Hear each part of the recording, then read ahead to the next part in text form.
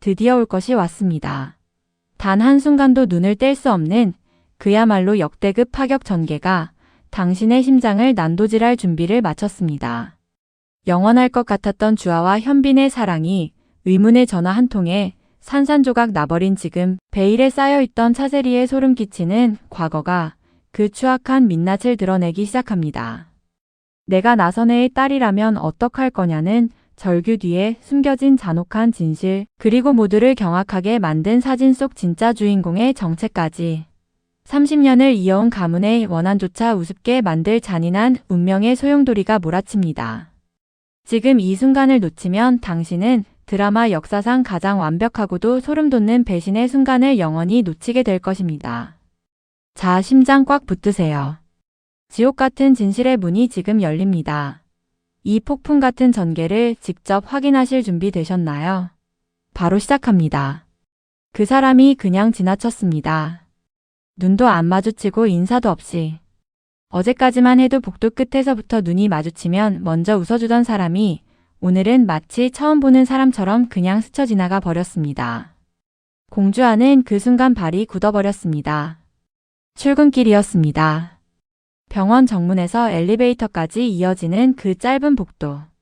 매일 아침 수십 번도 더 걸어온 길인데 그날따라 그 복도가 유난히 길게 느껴졌습니다. 이한현빈이 자신보다 먼저 도착해서 엘리베이터 쪽으로 걸어가고 있었고 주아는 분명히 그의 이름을 부르려고 숨을 들이켰습니다. 그런데 입이 안 열렸습니다. 발이 안 떼졌습니다. 그리고 현빈도 주아를 봤습니다. 분명히 봤는데 잠깐 멈추는 듯 하더니 그냥 걸음을 이어갔습니다. 주아는 그 뒷모습을 멍하니 바라봤습니다.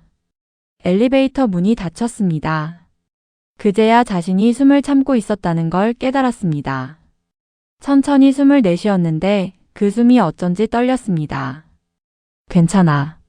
아직 이른 아침이고 서로 마음의 준비가 안 된 거야. 주아는 그렇게 스스로를 다독이면서 다음 엘리베이터를 기다렸습니다. 그런데 그게 시작이었습니다. 하루 종일 그런 식이었거든요. 점심시간 병원 구내식당 앞에서 또 마주쳤습니다. 이번엔 더 가까운 거리였습니다. 현빈이 먼저 주아를 발견했는데 주아는 그 찰나에 현빈의 눈빛이 흔들리는 걸 봤습니다. 분명히 뭔가 말하려는 것처럼 입술이 조금 열렸는데 마침 동료 의사 하나가 현빈에게 말을 걸면서 그 순간이 끊겨버렸습니다. 현빈은 그쪽으로 고개를 돌렸고 주아는 반대 방향으로 걸음을 옮겼습니다. 식당 안에서도 복도에서도 회의실 앞에서도 두 사람은 온종일 이런 식으로 어긋났습니다. 가까이 있었지만 멀었고 서로를 봤지만 보지 않은 척했습니다. 주변 사람들도 눈치를 챘습니다. 간호사 선생님 한 분이 주아 옆에서 살짝 귓속말로 선생님, 요즘 이 원장이랑 무슨 일 있어요? 분위기가 왜 이래요? 라고 물었는데 주아는 웃으면서 아니에요. 별일 없어요 라고 했습니다. 그 말이 너무 자연스럽게 나와서 오히려 스스로가 무서웠습니다. 벌써 이 상황이 익숙해진 것 같아서요. 진료실에 들어가서 환자를 마주 앉았을 때였습니다. 환자가 이런저런 증상을 설명하고 있었는데 주아의 머릿속에서는 다른 생각이 계속 돌아가고 있었습니다. 어젯밤 21회에서 두 사람이 나눴던 그 대화. 정확히는 대화라고 부르기도 민망한 서로 상처만 주고 끝난 그 시간. 현빈이 뭔가를 숨기고 있다는 건 느꼈습니다. 그게 세리와 관련된 것이라는 것도 어렴풋이 알고 있었습니다. 그런데 아는 것과 견디는 것은 완전히 다른 일이었습니다. 그 사람도 나처럼 힘들까? 주아는 진료 차트를 들여다보면서 그 생각을 했습니다. 아니면 나만 이렇게 혼자 아픈 걸까? 나만 밤새 잠 못 자고 뒤척이면서 그 사람 생각을 했던 걸까? 그 사람은 어쩌면 오히려 홀가분한 건 아닐까?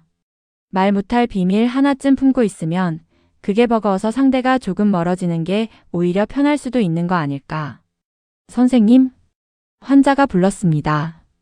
주아가 퍼뜩 정신을 차렸습니다. 아, 죄송해요. 다시 말씀해 주시겠어요? 그 순간 주아 자신이 너무 부끄러웠습니다.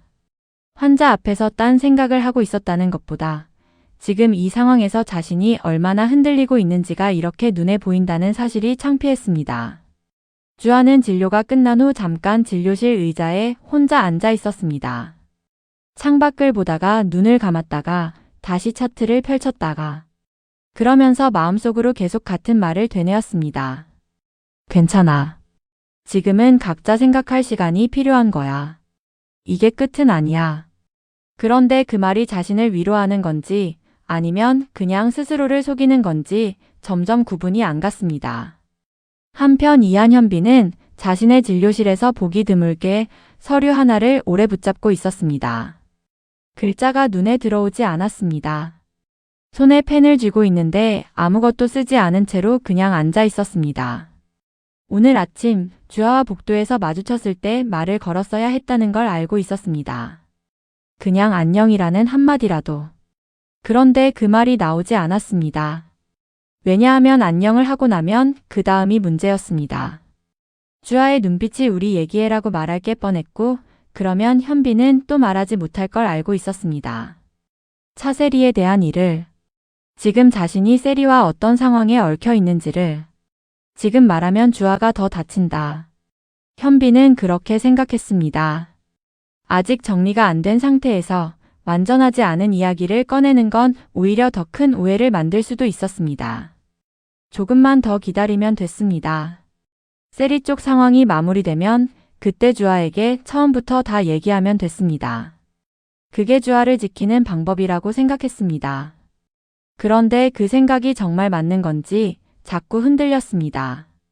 주아의 눈빛이 자꾸 머릿속에서 걸렸거든요. 오늘 아침 복도에서 스치듯 본 그 눈빛. 상처받은 티를 내지 않으려고 애쓰는 사람의 눈빛. 현빈은 그걸 너무 잘 알았습니다. 주아가 얼마나 힘들 때 얼마나 표정을 감추는지 같이 있어온 시간 동안 다 봤으니까요. 동료 의사 박태준이 진료실 문을 두드리고 들어왔습니다.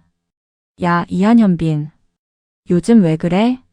표정이 왜 그렇게 죽어 있어? 현빈은 서류를 내려다보면서 별거 아니야 라고 했습니다. 별거 아닌 얼굴이 아닌데. 공주아 선생이랑 무슨 일 있어? 오늘 두 사람 분위기 완전히 이상하더라. 복도에서 그냥 지나치던데 그게 말이 돼? 현빈은 대답을 안 했습니다. 태준이 잠깐 현빈의 얼굴을 봤다가 한숨을 쉬면서 나갔습니다. 말하기 싫으면 말아. 대신 밥은 먹어. 진료실에 다시 혼자가 된 현빈은 의자 등받이에 기대서 천장을 봤습니다. 세리에게 오늘 아침 전화가 왔었습니다. 짧은 통화였는데 현빈은 조금만 더 기다려줘라고 했습니다. 그게 다였습니다. 그런데 그 짧은 통화가 지금 자신이 얼마나 복잡한 상황에 끼어 있는지를 다시 한번 선명하게 보여주는 것 같아서 씁쓸했습니다. 그리고 바로 그 순간이었습니다. 공주아가 진료실 이동을 위해 복도를 걷다가 이한현빈의 진료실 앞을 지나쳤는데 문이 완전히 닫혀있지 않았습니다. 살짝 열린 문틈 사이로 현빈의 목소리가 흘러나왔습니다.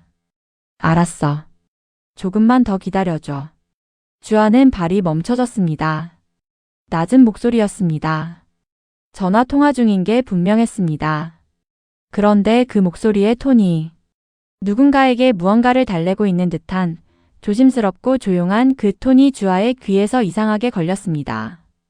누구한테 전화하는 걸까? 주아는 문 앞에 서서 한 발짝도 움직이지 못했습니다. 들어야 하는 건지 그냥 지나가야 하는 건지 판단이 안 섰습니다. 그러는 사이에 현빈의 통화가 끝나는 소리가 들렸고 주아는 얼른 몸을 돌렸습니다. 그런데 이미 늦었습니다. 문이 조금 더 열리면서 현빈이 복도를 내다봤고 두 사람의 시선이 마주쳤습니다. 찰나였습니다. 현빈의 눈이 살짝 커졌고 주아의 눈이 흔들렸습니다. 먼저 시선을 거둔 건 주아였습니다. 지나가던 길이에요. 주아는 그 말만 하고 걸음을 옮겼습니다. 현빈은 뭐라고 부르려다가 말았습니다. 그냥 주아가 복도 끝으로 사라지는 걸 바라봤습니다. 주아의 가슴 안에서는 한 가지 질문이 계속 맴돌았습니다. 조금만 더 기다려줘. 그게 세리한테 한 말이라면? 알 수가 없었습니다. 확인할 수도 없었습니다. 그냥 그 네 글자가 머릿속에서 지워지지 않았습니다. 한성민은 원래 이런 사람이 아니었습니다. 적어도 스스로는 그렇게 생각했습니다. 남의 일에 끼어들기 좋아하는 타입도 아니고 뭔가를 캐고 다니는 스타일은 더더욱 아니었습니다. 그런데 차셀이라는 이름이 계속 마음에 걸렸습니다. 처음엔 그냥 느낌이었습니다. 세리가 뭔가 감추고 있다는 느낌. 웃을 때의 눈빛이 웃음과 조금 달랐고 편하게 있을 때도 어딘가 경계를 늦추지 않는 것 같았습니다. 뭔가 쫓기는 사람 특유의 긴장감이랄까. 성민은 그게 자꾸 마음에 걸렸습니다. 그리고 오늘 오전 그 느낌이 틀리지 않았다는 게 드러났습니다. 병원 원무과 쪽 복도에서 세리의 가방이 의자 끝에 걸쳐 있다가 바닥에 떨어진 거였습니다. 마침 그 옆을 지나던 성미가 가방을 집어들다가 쏟아진 물건들 사이에서 그걸 발견했습니다.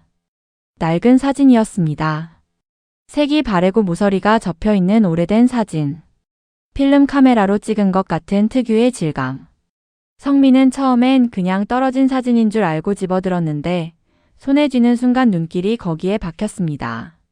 사진 속에는 2명의 어린아이가 있었습니다. 나란히 서 있는 2 여자아이. 한 명은 웃고 있고 다른 한 명은 카메라를 약간 경계하듯 바라보고 있었습니다. 어려 보였습니다. 7살, 8살, 그 정도 나이. 배경은 어떤 건물 앞 마당 같은 곳이었는데 건물의 특성이 묘하게 낯설었습니다. 성민은 사진을 뒤집었습니다. 뒷면에 희미하게 글씨가 적혀 있었습니다. 오래되어서 잉크가 많이 번졌고 앞부분 이름들은 제대로 읽히지 않았습니다. 그런데 연도는 읽혔습니다. 1995년. 성민은 잠깐 멈췄습니다. 세리의 가방에 있던 사진. 2 아이. 1995년. 뭔가 말이 되면서도 안 되는 느낌이 들었습니다.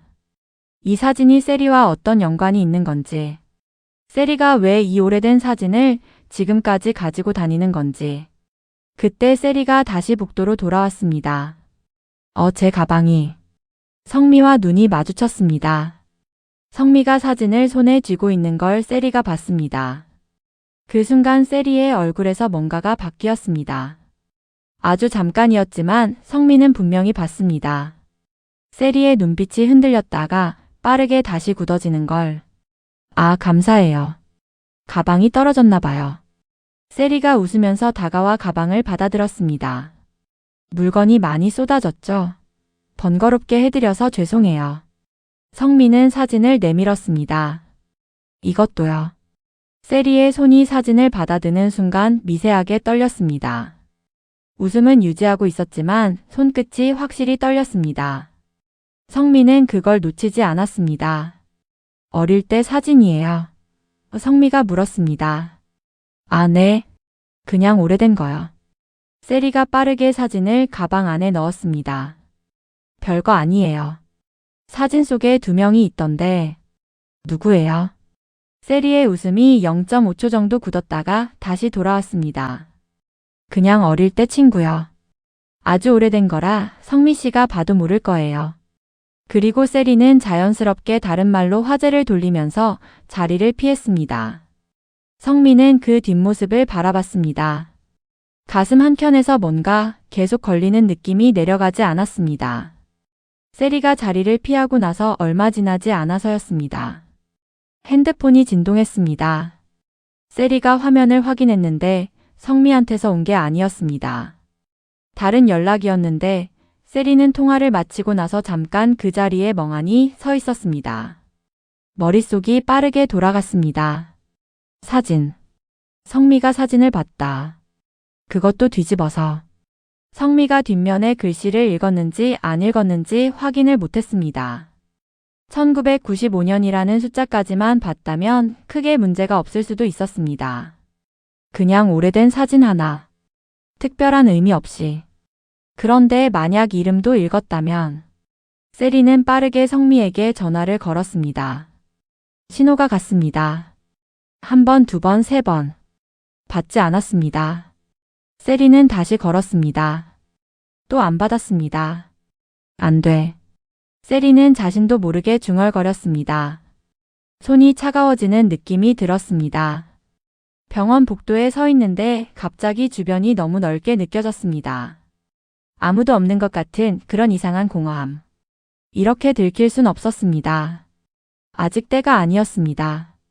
지금 이 타이밍에 이게 드러나면 자신이 조심스럽게 쌓아온 모든 것들이 한꺼번에 무너질 수 있었습니다. 사람들이 자신을 어떻게 볼지, 현빈이 자신을 어떻게 볼지, 무엇보다 나선혜가 어떻게 반응할지. 세리는 다시 한번 성미에게 전화를 걸었습니다. 이번에도 묵묵부답이었습니다. 한성미는 사실 전화를 못 받은 게 아니었습니다. 일부러 안 받은 거였습니다. 성미는 세리에게서 전화가 오는 걸 보면서 진동을 느꼈지만 핸드폰을 주머니 안에 넣고 걸음을 멈추지 않았습니다. 왜냐하면 그 순간 성미는 다른 곳으로 가고 있었기 때문이었습니다. 나선혜를 찾아가고 있었습니다. 성미가 그 사진을 봤을 때 처음엔 그냥 이상하다고 생각했는데 걸어오면서 자꾸 머릿속에서 무언가가 맞춰지기 시작했습니다. 나선혜가 예전에 무심코 했던 말, 입양 보낸 딸 이야기, 아직도 찾고 있다는 이야기, 그리고 1995년이라는 숫자. 설마 라는 생각이 들었습니다. 설마 하는 생각이 있을 때 사람은 두 가지 선택을 합니다. 그냥 설마겠지 하고 넘기거나 아니면 직접 확인하거나. 성미는 두 번째 쪽이었습니다. 나선혜의 병동 담당 구역을 지나는데 마침 나선혜가 서류를 정리하고 있었습니다. 성미를 보고 반갑게 웃어줬습니다. 성미야, 어쩐 일이야? 성미는 잠깐 망설였습니다. 그러다가 주머니에서 핸드폰을 꺼냈습니다. 세리에게 사진을 돌려줬지만 성미는 사진을 보는 순간 재빠르게 찍어두었습니다. 아주 잠깐의 행동이었는데 손이 먼저 움직였습니다. 성미가 핸드폰 화면에 사진을 띄워서 나선혜 앞에 내밀었습니다. 사모님, 혹시 이 아이들 아세요? 나선혜는 핸드폰을 받아들었습니다. 사진을 봤습니다. 처음엔 별 반응이 없었습니다. 그냥 오래된 사진이구나 하는 눈빛으로 화면을 바라보다가 한 아이를 좀 더 자세히 들여다보는 것 같더니 나선혜의 얼굴이 하얗게 질렸습니다. 핸드폰을 쥔 손이 떨렸습니다. 조금씩, 아주 조금씩. 그런데 그게 눈에 보였습니다. 사모님. 나선혜가 대답을 하지 않았습니다. 그냥 사진을 들여다봤습니다. 눈이 촉촉하게 차오르기 시작했습니다. 성미는 그 반응을 보면서 가슴이 쿵 내려앉는 느낌을 받았습니다. 사모님, 이 사진 어디서 났냐고 물어봐도 돼요. 나선혜는 천천히 고개를 들었습니다. 눈이 이미 빨개졌습니다. 뭔가를 말하려고 입을 열었다가 닫았다가 그러다가 성미를 바라보면서 물었습니다. 성미야, 이 사진 누가 가지고 있었어? 성미는 잠깐 망설였습니다. 대답하기 전에 성미는 나선혜의 얼굴을 한 번 더 확인했습니다. 그 표정이 오래된 상처가 갑자기 다시 열린 것 같은 그 얼굴이 말해주고 있었습니다. 이게 단순한 오래된 사진이 아니라는 걸. 성미가 천천히 입을 열었습니다. 그리고 그 이름을 말하는 순간 나선혜의 눈물이 한 방울 흘렀습니다. 세리는 더 이상 기다릴 수가 없었습니다. 성미가 전화를 받지 않으면서 세리의 머릿속은 점점 최악의 상황을 향해 달려가고 있었습니다. 성미가 그 사진을 보고 나서 어디로 갔는지 알 수 없었습니다. 그냥 집에 간 걸 수도 있었습니다. 아무것도 아닌 걸 수도 있었습니다. 그런데 아닐 수도 있었습니다. 세리는 빠르게 움직이기 시작했습니다. 병원 안에서 성미가 있을 만한 곳들을 머릿속으로 흘렀습니다. 가장 먼저 간 곳은 원무과 쪽이었는데 없었습니다. 그 다음엔 직원 휴게실, 거기도 아니었습니다. 세리의 발걸음이 점점 빨라졌습니다. 그리고 복도 끝 모퉁이를 돌았을 때 저 멀리 나선혜의 담당 구역 앞에서 성미가 나오는 게 보였습니다. 혼자였습니다. 세리는 그 장면을 보는 순간 멈췄습니다. 성미가 나선혜를 찾아갔다. 그 사실 하나만으로도 세리의 머릿속에서는 경보가 울렸습니다. 성미가 왜 나선혜를 찾아갔겠습니까? 그냥 인사하러 간 게 아닐 거였습니다. 사진을 가지고 갔을 가능성이 있었습니다. 세리는 그 자리에서 일단 몸을 숨겼습니다. 성미가 자신을 발견하기 전에 그리고 심호흡을 했습니다. 한 번, 두 번. 지금 성미를 바로 쫓아가서 뭐라고 해야 할까? 아니면 일단 나선의 쪽을 먼저 확인해야 할까? 아니면 이 상황 자체를 어떻게든 수습할 방법을 먼저 생각해야 할까? 머릿속이 너무 빠르게 돌아가는데 결론이 나지 않았습니다. 세리는 눈을 감았습니다. 안 돼. 이렇게 들킬 순 없어. 그 생각 하나만이 선명했습니다. 들켜서는 안 됐습니다. 아직은. 지금 이 타이밍은 자신이 생각한 것보다 훨씬 일찍 온 거였습니다. 준비가 안 됐습니다. 마음도 말도 아무것도 준비가 안 된 상태에서 이 비밀이 드러나는 건. 세리는 다시 성미에게 전화를 걸었습니다. 이번엔 신호가 2번 가다가 받았습니다. 성미 씨. 세리의 목소리는 가능한 한 평온하게 유지하려고 했습니다. 그런데 그게 잘 됐는지 모르겠었습니다. 세리야. 미안, 아까 전화 못 받았어. 괜찮아요. 근데 아까 사진 혹시 잘 봤어요? 뒷면 글씨는요? 잠깐의 침묵이 있었습니다. 그 짧은 침묵이 세리에게는 긴 문장보다 더 많은 걸 말해줬습니다. 잘 안 보였어. 오래된 거라 흐릿해서. 세리는 그 대답을 들으면서 천천히 숨을 내쉬었습니다.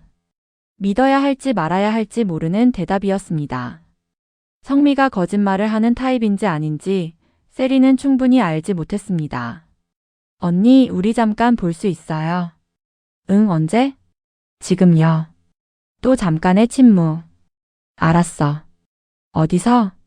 성미는 전화를 끊고 나서 잠깐 서 있었습니다. 나선혜와 나눈 대화가 머릿속에서 계속 맴돌았습니다. 나선혜의 눈물. 사진을 보는 그 얼굴. 그리고 나선혜가 마지막에 손으로 사진 속 한 아이를 가리키면서 했던 말. 성미는 핸드폰 화면을 다시 열었습니다.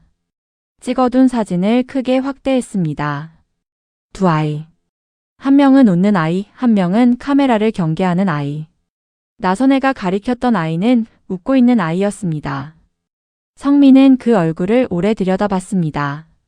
어린 얼굴이라 단정 짓기 어려웠지만 어딘가 낯익은 인상이 있었습니다. 그런데 지금 성미의 머릿속에서는 다른 생각이 돌아갔습니다. 사진이 세리 가방에 있었다는 것. 나선혜가 그 사진을 보고 눈물을 흘렸다는 것. 그리고 나선혜가 이 아이가 내 딸이야 라고 했다는 것. 세리가 그 사진을 가지고 있다는 것은 무엇을 의미하는 걸까요? 성미는 세리와 만나기로 했습니다. 그리고 이번엔 제대로 물어볼 생각이었습니다. 도대체 그 사진이 어디서 왔는지, 그 2 아이가 누구인지, 세리가 왜 그 사진을 아직까지 가지고 다니는 건지. 성미의 발걸음은 세리를 향해 움직였습니다. 그리고 그 사이 병원 안 어딘가에서 공주아는 여전히 혼자 자신의 진료실에 앉아 있었고 이한현빈은 창밖을 보면서 오늘 하루가 어떻게든 끝나기를 기다리고 있었습니다. 세 사람이 모르는 사이에 세 사람을 둘러싼 세계가 아주 조금씩 흔들리기 시작하고 있었습니다. 처음 본 순간부터 계산하는 사람이 있습니다. 최민서가 바로 그런 사람이었습니다. 양가 식사 자리였습니다. 이한현빈의 동생 이한은빈이 오빠, 오늘 저녁 같이 먹어요라는 말로 시작된 자리였는데 어느새 양가 어른들까지 합류하면서 제법 큰 자리가 돼버렸습니다. 원래는 가족끼리의 편한 식사였는데 은빈이 자연스럽게 민서 언니도 같이 가도 되죠? 라고 했고 아무도 딱히 안 된다고 하지 못한 거였습니다. 최민서는 그 자리에 들어서면서 식당 안을 천천히 훑었습니다. 현빈이 있었습니다. 그리고 현빈 옆 조금 떨어진 자리에 처음 보는 여자가 있었습니다. 공주아였습니다. 민서는 주아를 보는 순간 단 몇 초 만에 상황을 파악했습니다. 현빈이 그쪽을 한번 봤다가 시선을 돌리는 방식, 주아가 현빈을 의식하면서도 의식하지 않는 척하는 방식, 2 사람 사이에 흐르는 공기. 저 2 사람은 보통 사이가 아니구나. 그리고 지금 사이가 좋지 않구나. 민서는 그걸 읽고 나서 미소를 지었습니다. 자리에 앉으면서 은빈에게 살짝 귓속말로 저 언니는 누구야? 라고 물었고 은빈이 공주아 선생님, 오빠랑 같은 병원 선생님이야 라고 했습니다. 민서는 고개를 끄덕이면서 주아를 향해 먼저 인사를 건넸습니다. 안녕하세요. 처음 뵙죠? 최민서예요. 은빈이 친구요. 주아가 웃으면서 네, 공주아예요 라고 했습니다. 두 사람이 서로를 본 건 그게 처음이었습니다. 식사가 시작됐습니다. 어른들끼리 이런저런 이야기를 나누는 동안 젊은 사람들 쪽 자리에서는 은빈이 분위기를 이끌어갔습니다. 민서는 그 사이사이에 자연스럽게 현빈 옆으로 자리를 조금씩 좁혀갔습니다. 눈치채기 어려운 속도로. 현빈은 딱히 의식하지 않는 것 같았습니다. 그러다가 민서가 주아를 향해 물었습니다. 언니, 현빈 오빠랑은 어떤 사이세요? 아무렇지 않은 듯한 말투였습니다. 그냥 궁금해서 묻는 것처럼. 그런데 그 질문이 식탁 위에 올려지는 순간 공기가 미묘하게 달라졌습니다. 현빈이 주아 쪽을 봤습니다. 주아는 젓가락을 내려놓으면서 잠깐 대답을 고민했습니다. 그냥 아는 사이요. 민서는 그 대답을 들으면서 눈을 살짝 크게 떴습니다. 반응이 진짜인지 연기인지 알 수 없는 눈빛이었습니다. 아는 사이요? 같은 병원에 계신 거잖아요. 그냥 동료 사이예요. 뭐 그렇죠. 민서는 잠깐 웃었습니다. 그 웃음이 조금 의미심장했습니다. 그럼 저도 기회가 있는 거네요. 주아는 그 말을 듣고 아무 말도 하지 않았습니다. 웃지도 않았고 반박하지도 않았습니다. 그냥 잔을 들어서 물을 한 모금 마셨습니다. 그 행동이 오히려 더 많은 걸 말하고 있었습니다. 현빈은 그 순간 민서를 봤다가 주아를 봤다가 뭔가 말을 하려는 것 같았는데 결국 하지 않았습니다. 식탁 위에서 이 세 사람 사이에 흐르는 긴장을 알아챈 사람은 은빈뿐이었는데 은빈은 눈치를 채고도 어떻게 해야 할지 몰라서 그냥 국을 떴습니다. 식사가 이어지면서 민서는 점점 자연스러워졌습니다. 현빈 옆에서 이것저것 물어봤습니다. 가벼운 질문들이었습니다. 병원 이야기, 요즘 어떻게 지내는지, 밥은 잘 챙겨 먹는지. 현빈은 짧게 대답하면서도 완전히 차갑게 굴지는 않았습니다. 가족들이 있는 자리였으니까요. 그리고 그게 문제였습니다. 주아는 테이블 맞은편에서 그 장면을 보고 있었습니다. 민서가 현빈에게 말을 걸 때마다, 현빈이 짧게라도 대답할 때마다 주아는 시선을 다른 데로 돌리려고 했는데 자꾸 그쪽으로 눈이 갔습니다. 스스로도 의식하지 못하는 사이에 어른들이 잠깐 화장실이니 전화니 하면서 자리를 비웠습니다. 은빈도 뭔가 가져온다면서 잠깐 일어섰습니다. 테이블에 현빈, 주아, 민서 셋이 남았습니다. 민서가 자연스럽게 현빈의 팔을 살짝 잡았습니다. 오빠, 이 음식 맛있지 않아요? 라면서 별것 아닌 것처럼 아주 가볍게. 현빈은 팔을 빼지 못했습니다.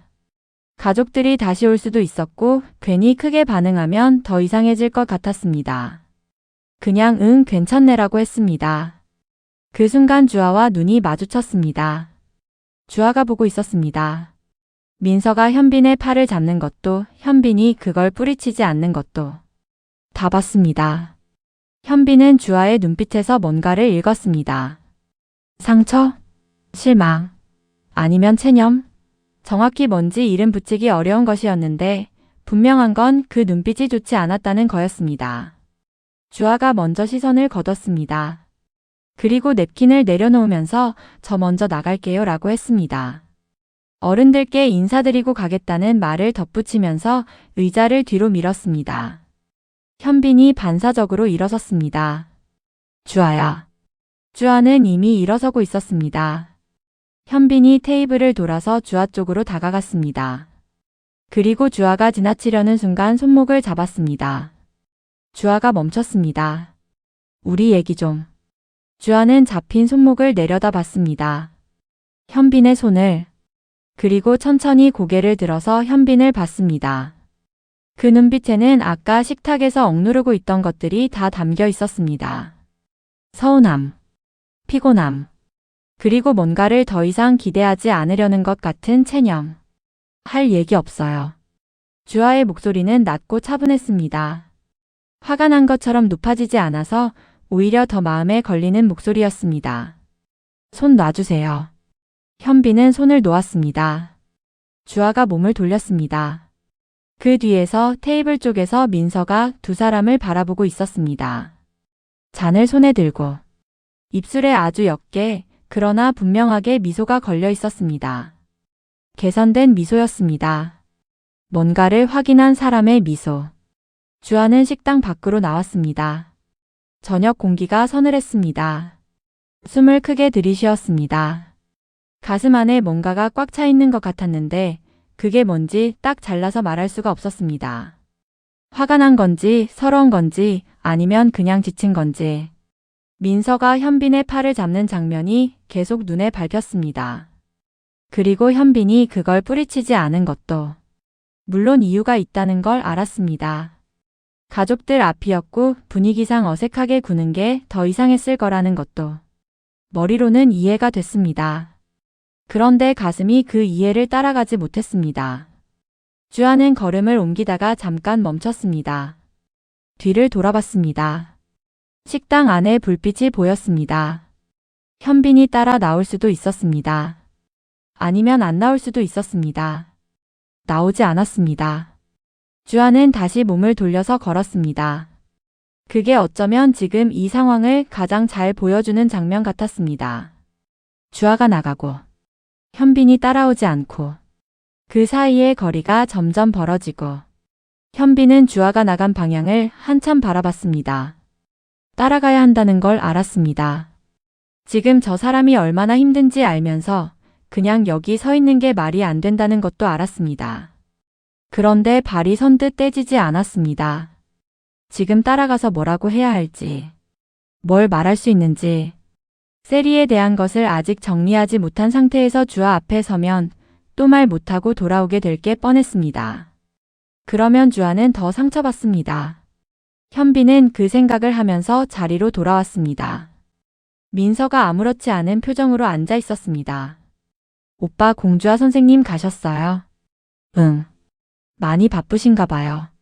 현빈은 대답하지 않았습니다. 의자에 앉으면서 잔을 들었는데 물이 넘어가지 않는 것 같았습니다. 그냥 잔을 내려놨습니다. 민서는 그 옆에서 웃으면서 다른 이야기를 꺼냈습니다. 아무것도 아닌 것처럼 방금 일어난 일이 자신과는 전혀 상관없는 것처럼. 그런데 민서는 알고 있었습니다. 자신이 오늘 원했던 것을 정확히 확인했다는 걸. 공주아와 이한현빈 사이가 지금 흔들리고 있다는 것. 그리고 그 흔들림 안에 자신이 들어갈 틈이 있다는 것. 민서는 물을 한 모금 마시면서 조용히 생각했습니다. 서두를 필요가 없었습니다. 흔들리는 건 스스로 무너집니다. 자신은 그냥 그 옆에 있으면 됐습니다. 그날 저녁이 다 지나갈 무렵이었습니다. 현빈은 주차장에서 차에 타려다가 핸드폰을 꺼냈습니다. 주아에게 문자를 쓰기 시작했습니다. 몇 번이나 썼다가 지웠습니다. 오늘 미안해라고 했다가 지우고 우리 내일 얘기할 수 있을까라고 했다가 또 지웠습니다. 결국 아무것도 보내지 않았습니다. 핸드폰을 조수석에 던져두고 시동을 켰습니다. 창밖으로 식당 불빛이 보였습니다. 어른들이 아직 안에 계셨습니다. 은빈이 민서와 함께 나오는 게 보였습니다. 두 사람이 이야기를 나누면서 웃었습니다. 현빈은 그 장면을 보다가 시선을 앞으로 돌렸습니다. 핸들을 잡은 손 위로 오늘 주아의 손목을 잡았던 감각이 남아있는 것 같았습니다. 뿌리치고 간 주아의 손이 차가웠습니다. 평소에 주아의 손은 따뜻했는데 현빈은 천천히 차를 빼면서 생각했습니다.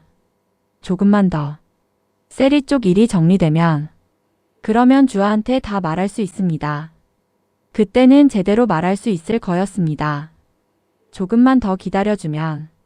그런데 그 조금만 더가 주아에게는 얼마나 긴 시간인지를 현빈은 지금 제대로 헤아리지 못하고 있었습니다. 공주아는 그날 밤 병원 옥상에 올라갔습니다. 특별한 이유가 있는 건 아니었습니다. 그냥 방에 있고 싶지 않았습니다. 집에 가면 혼자인 게 더 선명하게 느껴질 것 같았고 아무것도 안 하고 있으면 생각이 너무 많아질 것 같아서. 옥상 난간 근처에 서서 병원 주변 야경을 내려다봤습니다. 바람이 불었습니다. 머리카락이 흩어졌습니다. 주아는 눈을 감았습니다. 오늘 하루가 너무 길었습니다. 아침에 복도에서 현빈이 지나친 것부터 문틈으로 들린 그 통화 소리, 민서의 미소, 손목을 잡혔다가 뿌리친 그 순간. 전부 다 하루 안에 일어난 일이라는 게 믿기지 않을 정도였습니다. 눈물이 났습니다. 참으려고 했는데 그냥 나왔습니다. 소리 없이. 그냥 눈에서 흘렀습니다. 주아는 손등으로 닦으면서 스스로한테 화가 났습니다. 왜 우는지도 정확히 모르겠는데 눈물이 나오는 게 그게 더 서러웠습니다. 그때 옥상 문이 열렸습니다. 발소리가 가까워졌습니다. 주아는 급하게 눈물을 닦으면서 돌아서지 않았습니다. 누구인지 확인하기가 두려웠습니다. 현빈이면 어떡하나 라는 생각이 먼저 들었습니다. 그리고 동시에 현빈이었으면 하는 마음도 있었습니다. 그 두 마음이 같이 있다는 게 스스로도 이상했습니다. 주아야. 현빈이었습니다. 주아는 눈을 한 번 더 닦았습니다. 그리고 등을 보인 채로 서 있었습니다. 현빈이 가까이 왔습니다. 주아의 옆에 와서 멈췄습니다.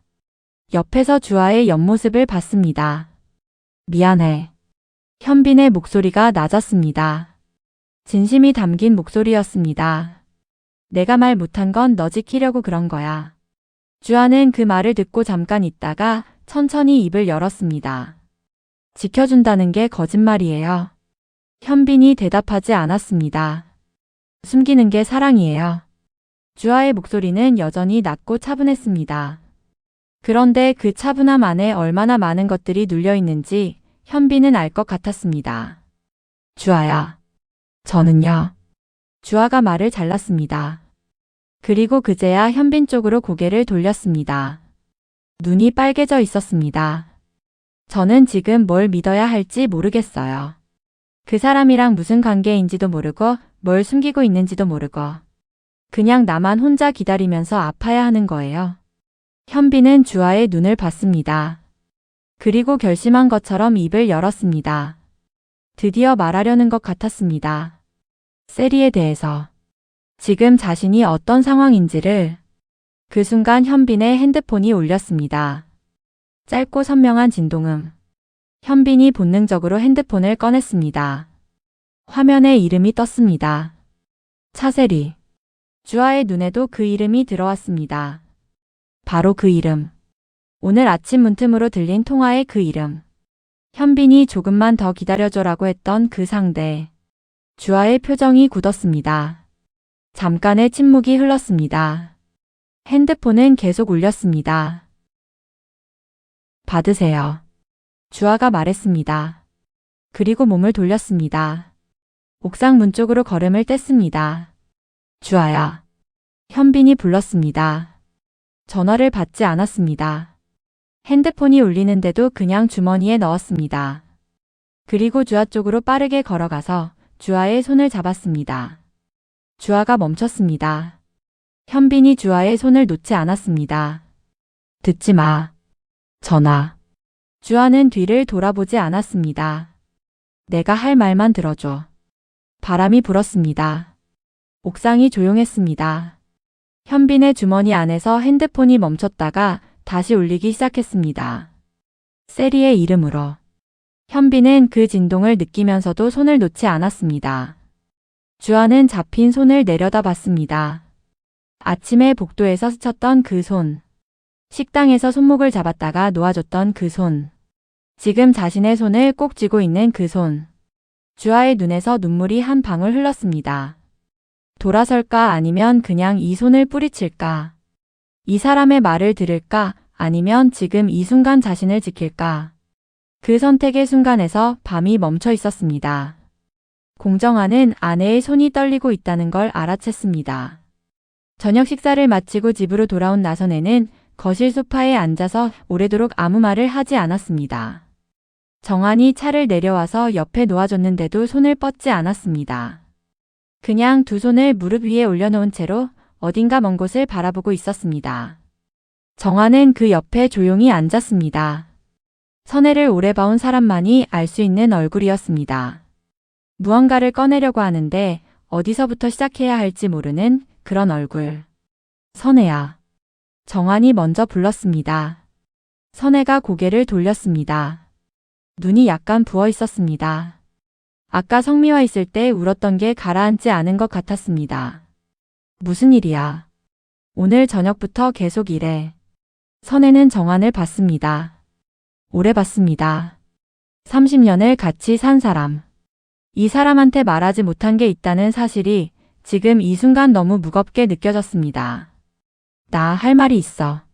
정환이 조용히 선혜를 바라봤습니다. 재촉하지 않았습니다. 선혜는 숨을 한번 크게 들이쉬었습니다.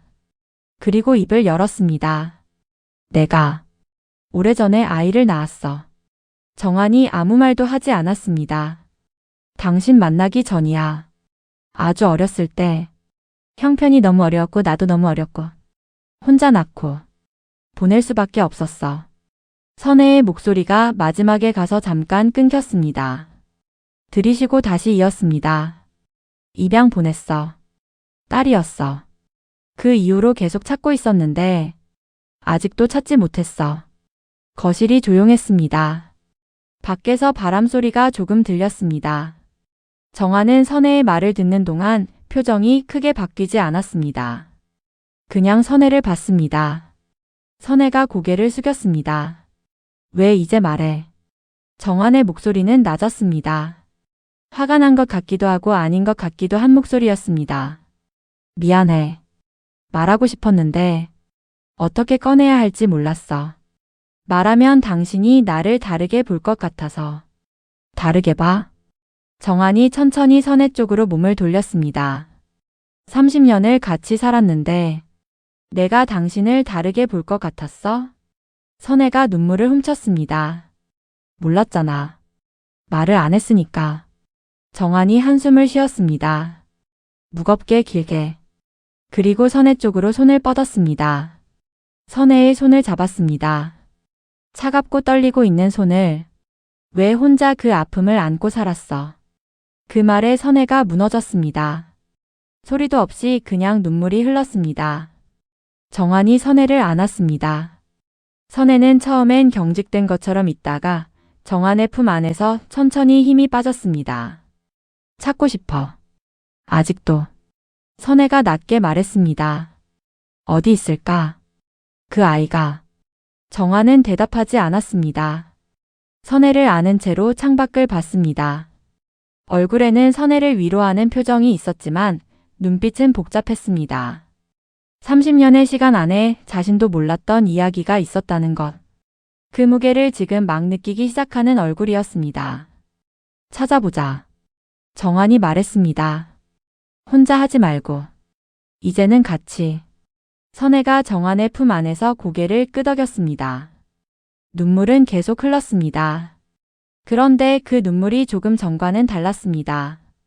30년을 혼자 감추고 살았던 것을 마침내 내려놓은 사람의 눈물이었습니다. 그런데 정환은 알지 못했습니다. 오늘 성미가 선혜에게 가져온 그 사진이, 그리고 그 사진이 누구의 손에 있었는지가, 그 이야기가 아직 다 끝나지 않았다는 걸. 선혜가 오늘 밤 눈물로 꺼낸 이 비밀이 이미 병원 안 어딘가에서 다른 방향으로 흘러가고 있다는 걸. 그날 밤 정환은 선혜가 잠든 다음에도 오래 깨어 있었습니다. 어둠 속에서 천장을 보면서 그 아이가 어디 있을까라는 선혜의 말을 되새겼습니다. 자신도 모르게 가슴 어딘가가 조여드는 느낌이었습니다. 설명하기 어려운 불안함. 뭔가 자신이 아직 모르는 게 더 있을 것 같다는 그런 느낌. 공대하는 그날 저녁 늦게 양동숙에게 전화했습니다. 동숙 씨, 나야. 오빠. 이 시간에 왜요? 낮에 하려다가 못한 말이 있어서. 동숙이 전화 너머로 잠깐 조용해졌습니다. 대안이 심호흡을 했습니다. 우리 이제 제대로 시작해볼까요? 동숙이 대답하지 않았습니다. 아니, 정확히는 바로 대답을 못했습니다. 숨소리가 들렸습니다. 오빠. 응. 그 말이. 정말이에요. 정말이지. 나 농담으로 이런 말 할 사람 아닌 거 동숙 씨가 제일 잘 알잖아요. 또 잠깐의 침묵이 있었습니다. 그 침묵이 긴장한 침묵인지 기쁜 침묵인지 대안은 알 수 없었습니다.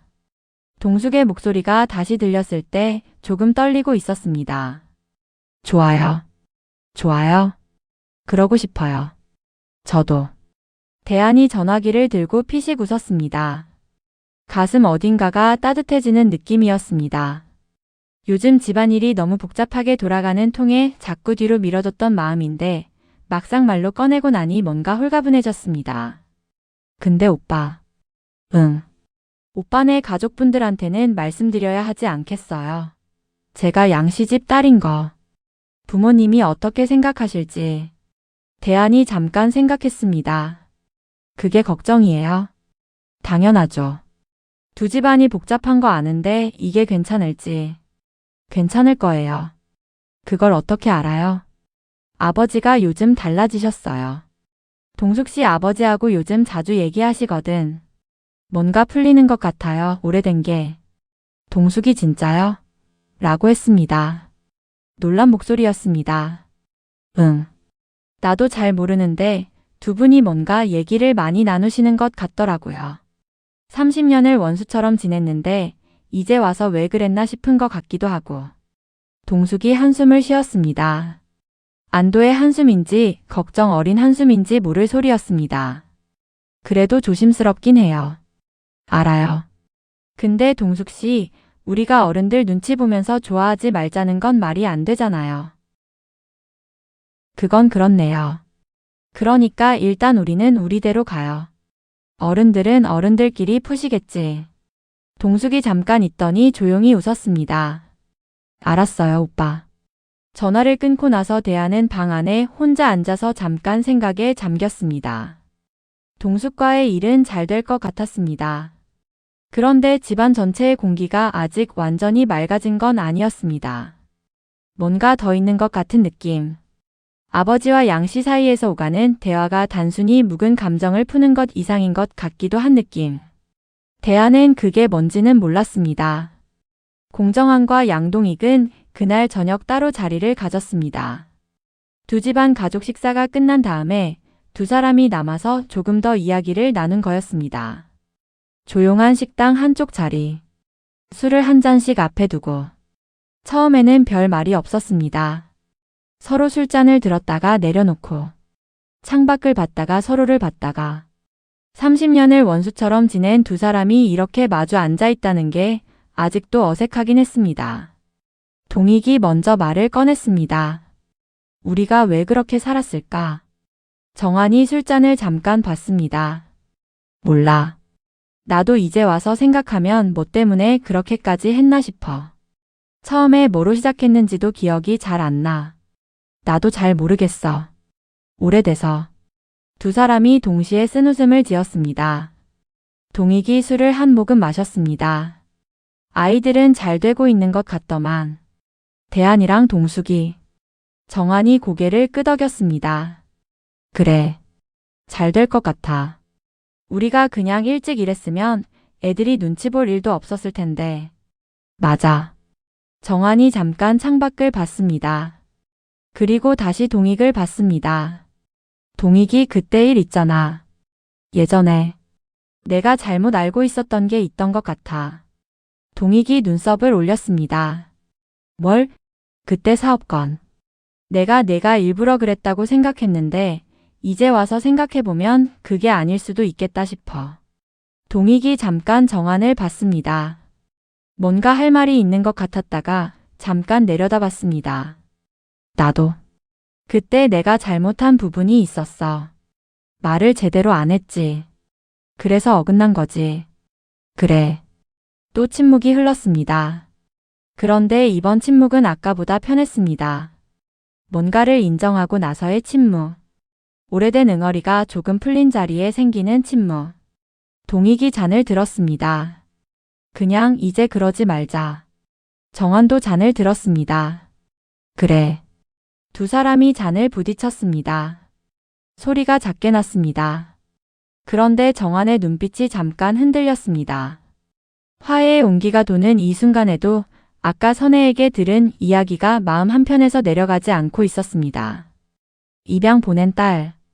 아직도 찾고 있다는 아이. 그 아이가 어디 있는지. 이 이야기가 혹시 동익과도 관련이 있는 건지.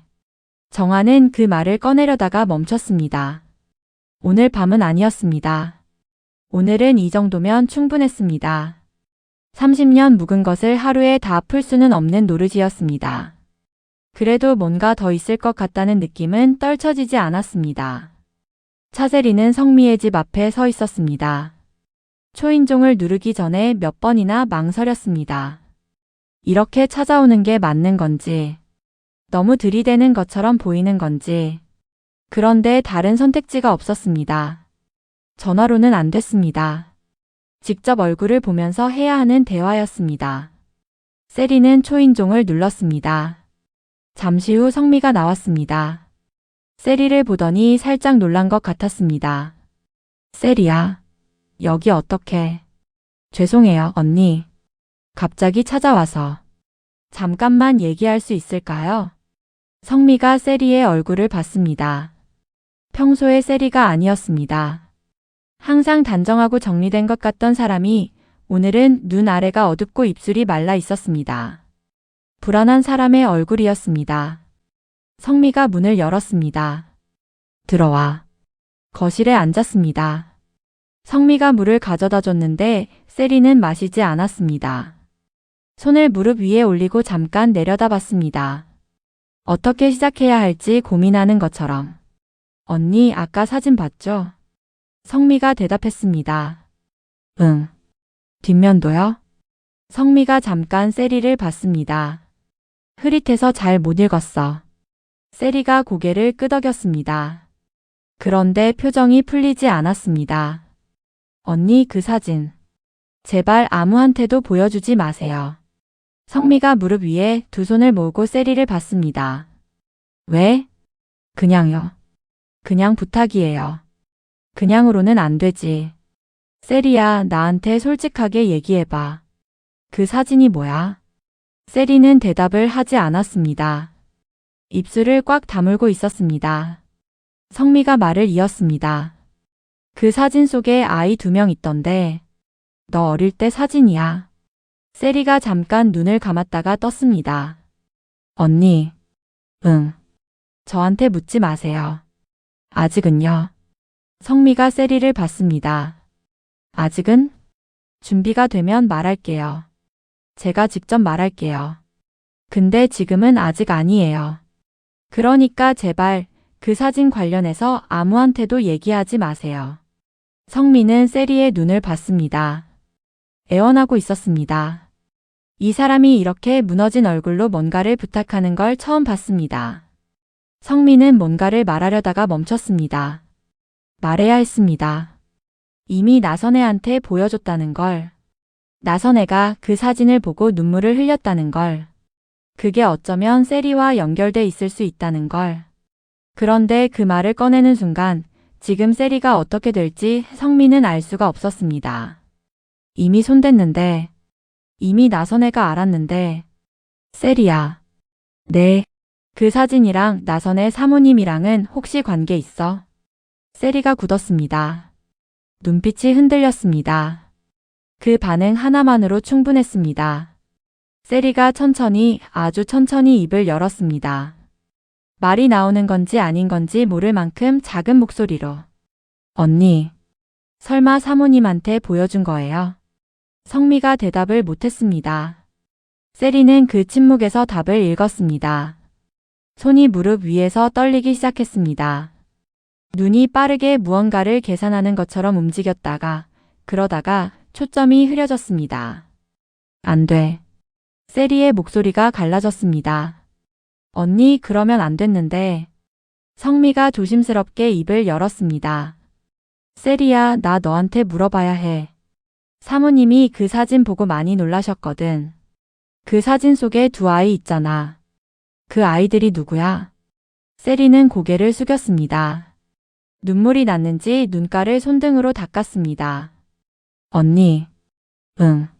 내가 나선의 사모님 딸이면 어떡해. 성미가 숨을 멈췄습니다. 방 안이 완전히 조용해졌습니다. 세리가 한 그 말의 무게가 공기 안으로 내려앉았습니다. 성민은 세리를 봤습니다. 세리는 고개를 들지 않았습니다. 떨리는 어깨가 보였습니다. 그게 무슨 말이야? 저도 몰라요, 확실히는. 그런데 자꾸 그 생각이 드는 거예요. 제가 찾아본 것들이랑 연도가 맞고 지역이 맞고 상황이 맞고 전부 다 맞는데 제가 틀리고 싶은 거예요.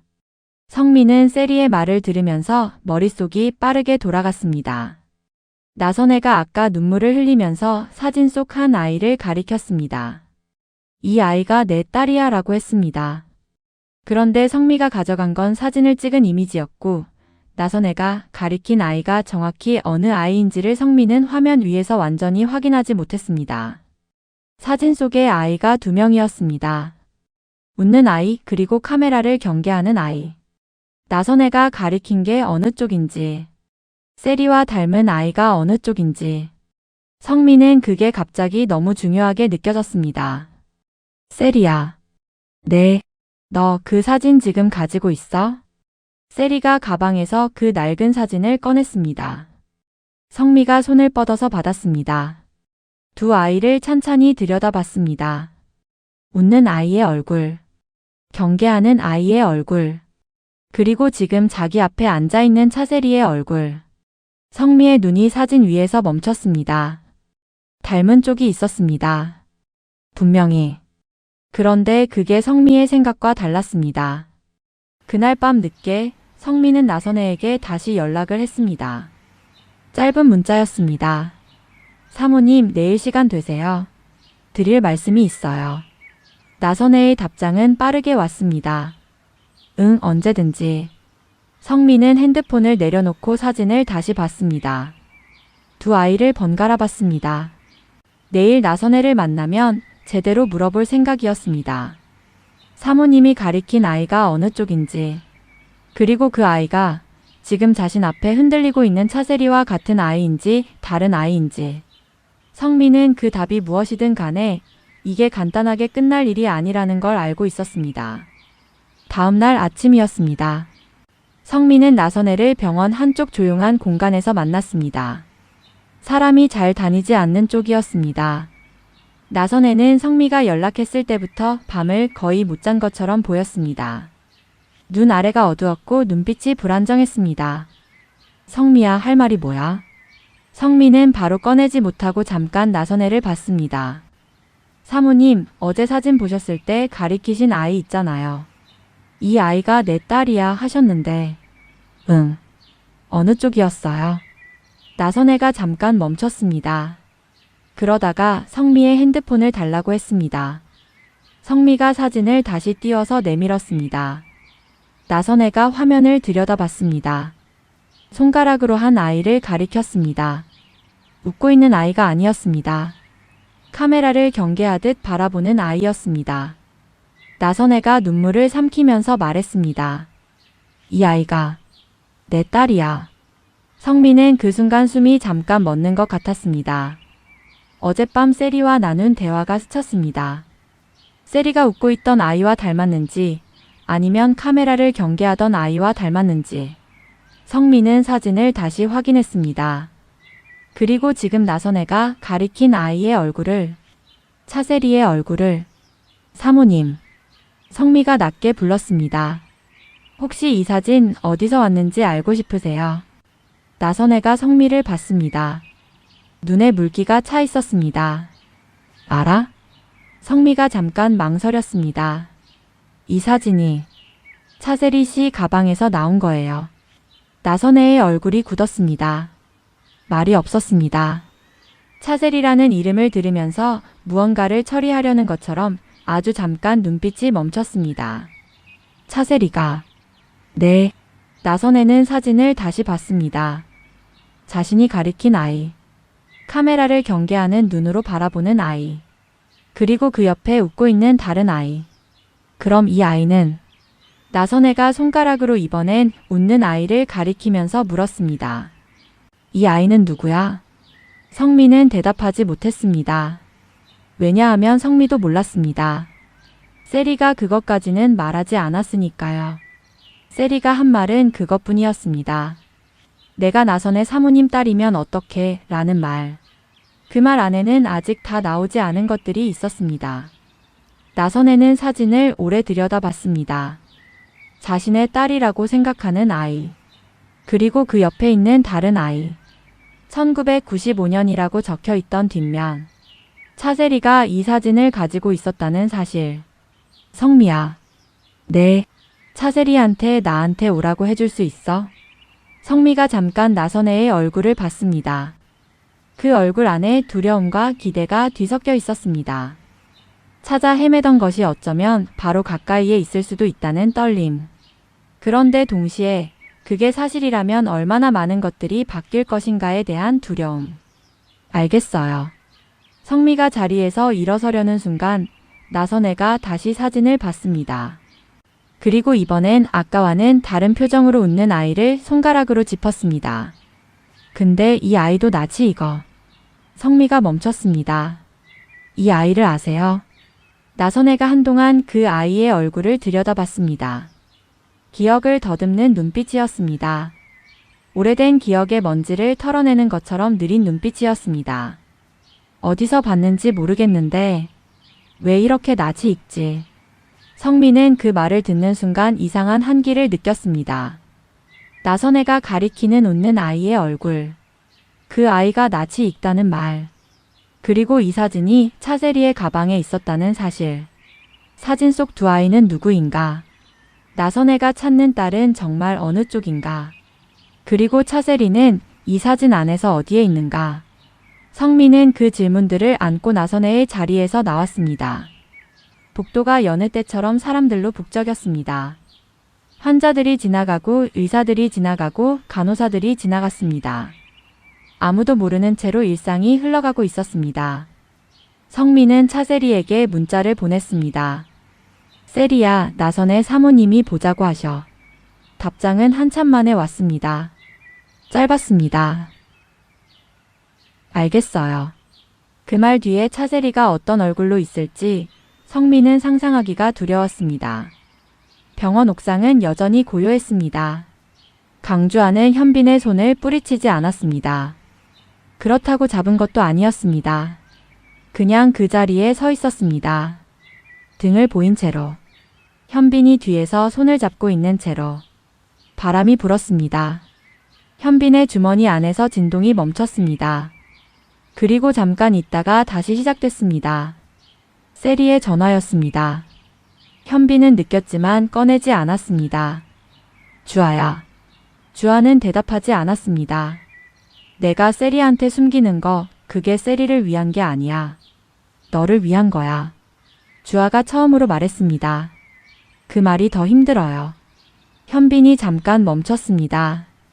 나를 위한 거면 내가 선택할 수 있어야 하는 거 아니에요.